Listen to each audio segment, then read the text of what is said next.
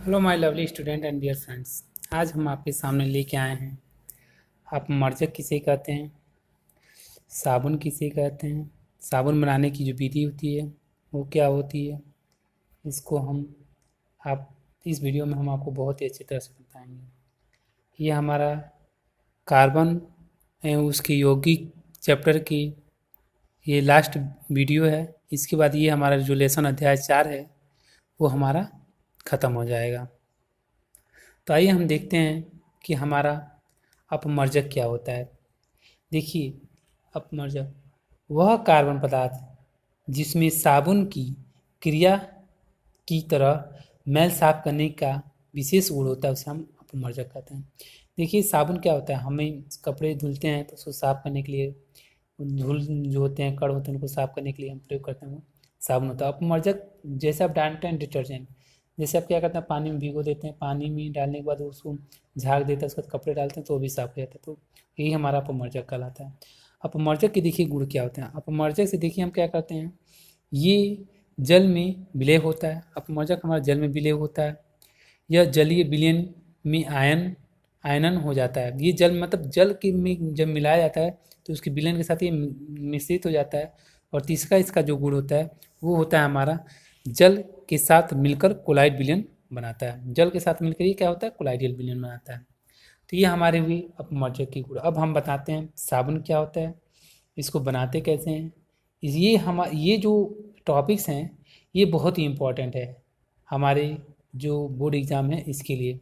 तो आप इस वीडियो के अंत तक बने रहें, इसके रिएक्शंस को देखिए। अगर हमारी ये वीडियो अच्छी लगे तो आप लाइक सब्सक्राइब कमेंट अवश्य करें। तो देखिए, कर उच्च अणु भार वाले मोनो कार्बोक्सिलिक अम्ल के सोडियम तथा पोटेशियम लवण को साबुन कहते हैं। देखिए, जितनी उच्च अणु भार वाले मोनो कार्बोक्सिलिक अम्ल के सोडियम और तथा पोटेशियम को मिलाकर पोटेशियम लवण को हम क्या कहते हैं, साबुन कहते हैं। जैसे देखिए, वसीय एसिडो तथा ग्लिसरॉल मतलब ग्लिसरीन जो होती है, ग्लिसरॉल के संयोग से बने यौगिक होते हैं जिसे हम क्या कहते हैं, ग्लिसराइड कहते हैं। देखिए, वसीय जो एसिडो होता है उसको तथा हम ग्लिसरॉल के साथ संयोग करके जो हमारा यौगिक बनता है उसे हम क्या कहते हैं, ग्लिसराइड कहते हैं। अब देखिए, साबुन बनाने की जो हमारा रिएक्शन होता है वो क्या होता है। तेल या वसा को जब हम लेंगे प्लस उसमें जब हम क्षार मिलाते हैं तो हमारा साबुन और ग्लिसरॉल बनता है। अब इसी यही रिएक्शन हम देखें। देखिए, रिएक्शन जो होता है हमारा बहुत सिंपल होता है।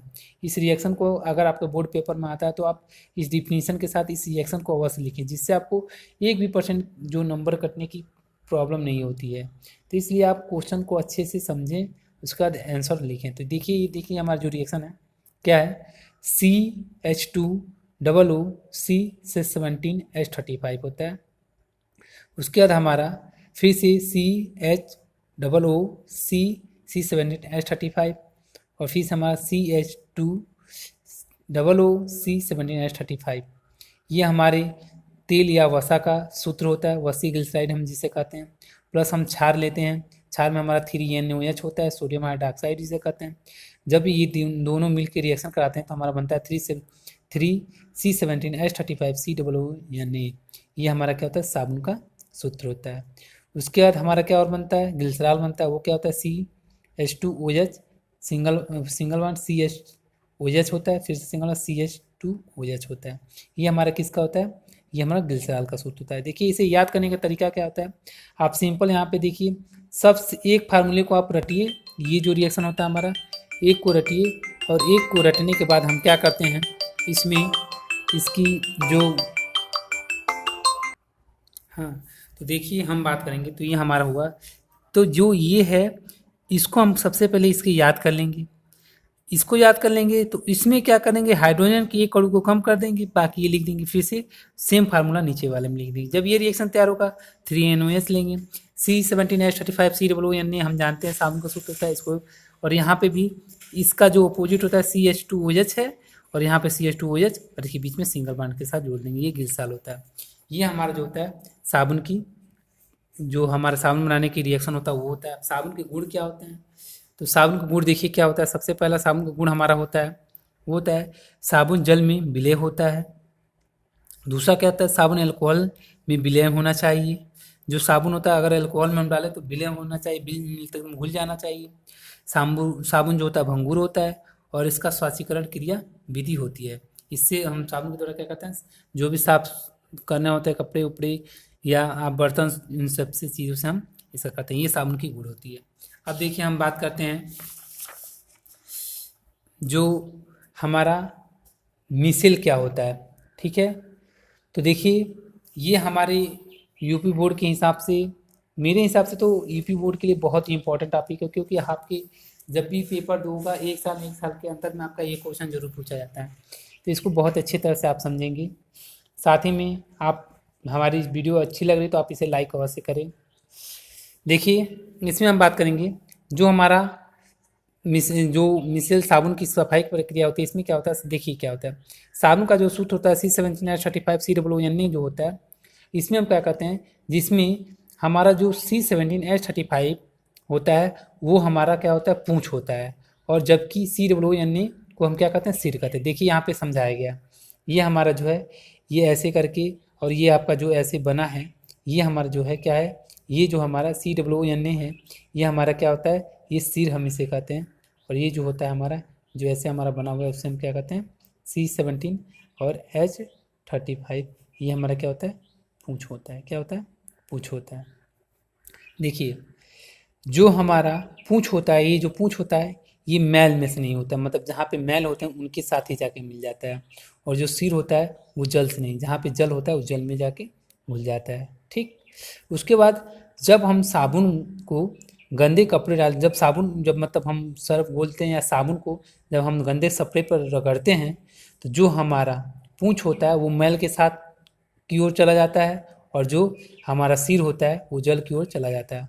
और यही क्रिया जो होता है हमारा साबुन की स्वच्छीकरण या मिसेल कहलाती है।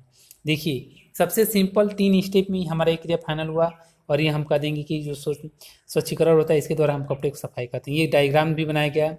ये हमारा जो होता है C17H35 होता है, ये Na H+ होता है। तो आप इसका साबुन जब आपका आता है मिसेल किसे कहते हैं, या साबुन की सफाई प्रक्रिया को आप समझाइए, तो आप इसको बहुत अच्छे से लिख सकते हैं। और दूसरी बात, आपको साबुन का उपयोग पूछता है कि साबुन का उपयोग हम कहाँ करते हैं, तो आपको पता है साबुन का उपयोग हम नहाने में करते हैं, कपड़े धुलने में करते हैं, बर्तन और भी जो भी साफ सफाई करने वाली चीज़ें होती हैं जिसे हम साफ करते हैं उनके लिए भी हम साबुन का प्रयोग करते हैं। ये हमारा जो है ये मिसल समाप्त हुआ। अब हम आइए जो हमारे बोर्ड पेपर में जो हमारा सबसे इम्पोर्टेंट, आपको कुछ संक्षिप्त टिप्पणी लिखने के लिए आता है, तो उन टॉपिक्स पे भी हम बात करते हैं। देखिए सबसे पहले हम बात करेंगे कि हमारा ऑक्सीकरण अभिक्रिया क्या होती है। तो देखिए ऑक्सीकरण एक ऐसी अभिक्रिया होती है जिसमें ऑक्सीजन संयोग करता है, दहन कराने पर कार्बन यौगिक को सरलता से ऑक्सीकृत किया जाता है। ऑक्सीकरण अभिक्रिया की एथिल अल्कोहल को कार्बोक्सिलिक अम्ल में बदला जाता है। यही हमारा क्रिया जो होता है ऑक्सीकरण अभिक्रिया कहलाता है। सबसे सिंपल, सबसे सटीक हमारा ये डिफिनीशन है।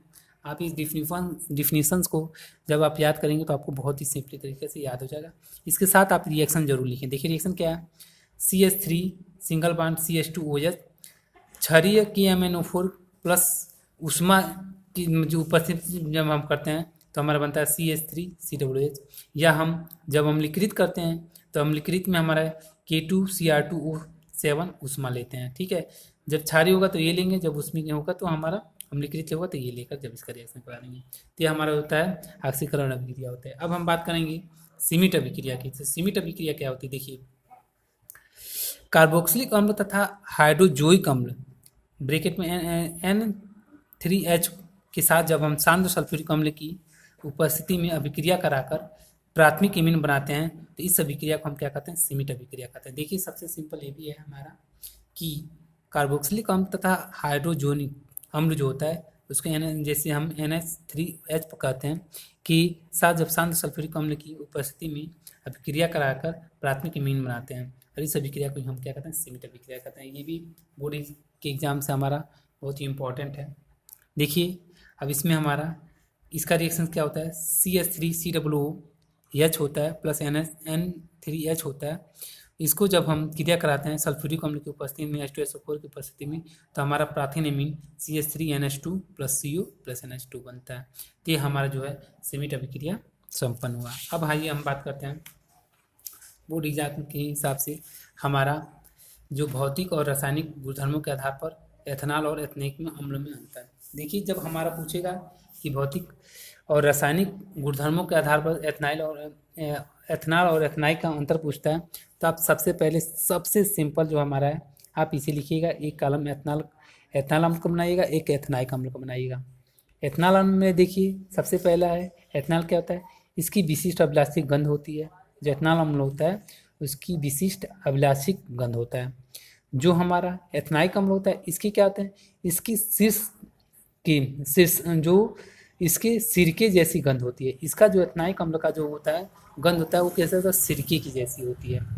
दूसरा हम एथेनॉल के अम्ल की बात करें तो इसका जो क्वथनांक होता है 351 की होता है। जो एथेनॉल होता है इसका क्वथनांक जो होता है 351 की मतलब केल्विन होता है, और इसका एथेनाइक का जो होता है इसका क्वथनांक होता है 391 की होता है। ये हम भौतिक गुणधर्म की बात कर रहे हैं। तीसरा जो है हमारा, इसका गलनांक जो होता है 156 के होता है, और जो एथेनाइक अम्ल का होता है इसका गलनांक जो होता है 290 की होता है। ये हमारा एथेनॉल और एथेनाइक में अम्ल में अंतर हो गया। अब हम बात करेंगे, ये हमारा भौतिक गुणधर्म था। अब हम रासायनिक गुणधर्म की बात करेंगे। रासायनिक गुणधर्म में देखिए क्या होता है, रासायनिक में एथेनॉल अम्ल जो होता है ये उदासीन पदार्थ होते हैं। ये जो होता है उदासीन पदार्थ है, और एथेनाइक अम्ल क्या है, ये अम्लीय पदार्थ होता है। दूसरा ये एथेनॉल Na2CO3 के साथ अभिक्रिया नहीं करता है। जो एथेनॉल होगा वो हमारा एथेनॉल Na2CO3 के साथ अभिक्रिया नहीं करता है, बल्कि एथेनाइक जो होता है Na2CO3 के साथ अभिक्रिया करके Na लवण एवं CO2 बनाता है, तो ये इसके साथ क्रिया कर लेती है। बट तीसरा जो है इसका, ये रासायनिक गुणधर्म के बारे में बात कर रहे हैं, कहता है कि एथेनॉल अम्ल इसकी क्षारीय की MnO4 की उपस्थिति में एथेनॉल अम्ल बनाता है। और ये क्या करता है हमारा, ये जो होता है हमारा क्षारीय K2MnO4 अभिक्रिया नहीं करता है, और ये क्या करता है, अतः KMnO4 रंग भी नहीं उड़ाता है। देखिए ये क्रिया करने पर रंग भी नहीं उड़ाता है, और ये थोड़ी सी प्रॉब्लम्स होने की वजह से थोड़ा डिस्टर्बेंस हो रहा है, इसके लिए सॉरी। आप देखिए अब हम बात करते हैं समन्वय क्या होता है। तो देखिए समान अणुसूत्र परंतु विभिन्न संरचना वाले कार्बनिक यौगिकों को समन्वय कहते हैं।